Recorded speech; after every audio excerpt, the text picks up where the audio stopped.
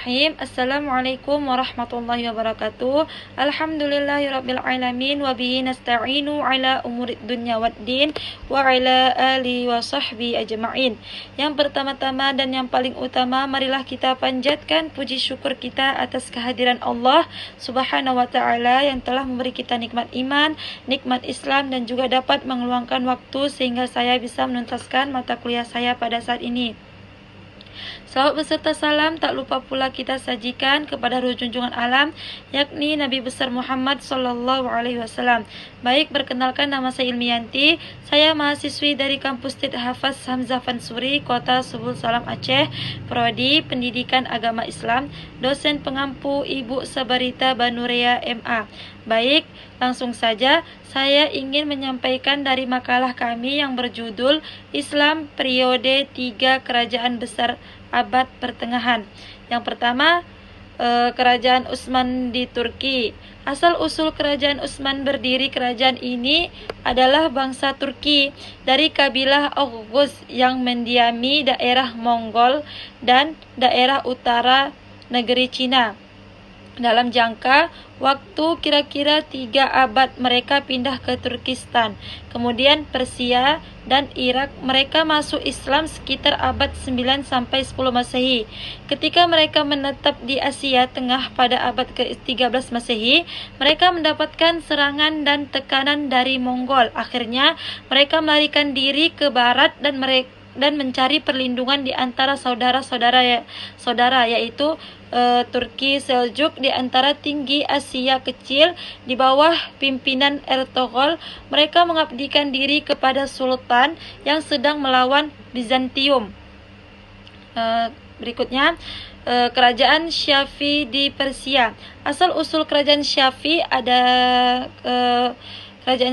Kerajaan Syafi ini berasal dari gerakan terikat dari Ardabil, sebuah kota di Azerbaijan, wilayah Rusia yang berdiri hampir bersamaan dengan berdirinya Kerajaan Utsmani di Turki. Nama Syafiyah ini diambil dari nama pendirinya Safi al-Din. Kerajaan Syafiyah menganut aliran Syiah dan ditetapkan sebagai mazhab negara.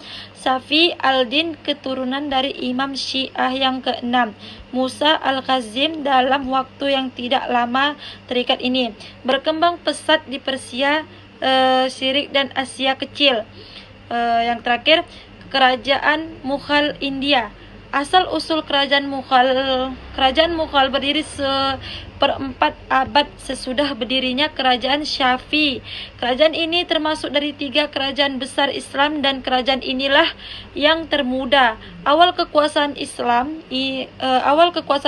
di India terjadi pada masa Khalifah Al-Walid dari dinasti Bani di bawah pimpinan Muhammad Ibnu Qasim. Kerajaan Mughal di India dengan Delhi sebagai ibu kotanya didirikan oleh Jahiruddin Babul 1482 sampai 1230 Masehi. Salah satu cucu dari Timur Lek. Ayahnya bernama Umar Mirza, penguasa Farghana Babaur, mewarisi daerah Farghana dari orang tuanya pada usia 11 tahun. Karena dari kecil dididik sebagai seseorang panglima, ia bertekad dan berambisi akan menaklukkan kota terpenting di Asia Tengah, yaitu Samarkand. Pada mulanya Babur mengalami kekalahan, tetapi karena mendapatkan bantuan dari Raja Safawi